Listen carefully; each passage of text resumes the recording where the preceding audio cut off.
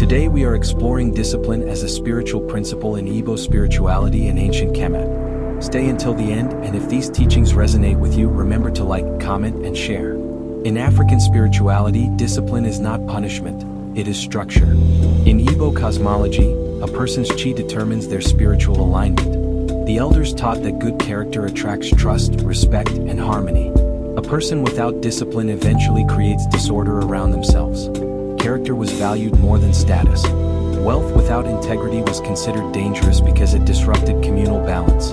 In Ancient Kemet, living according to Maat required constant self-discipline. Truthfulness, patience, humility, and emotional control were seen as essential qualities for maintaining cosmic order. The Egyptians believed that chaos begins first within the individual before spreading into society. A person ruled by anger, greed, jealousy, or selfishness becomes a vessel for disorder. Both traditions emphasize mastery of self. Discipline is what allows wisdom to become action. Without discipline, knowledge remains unused potential.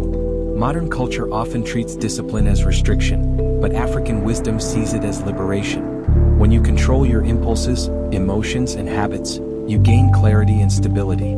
Discipline also creates consistency. One truthful action is valuable, but repeated truthful living transforms destiny. Divine order requires structure. The rivers follow structure.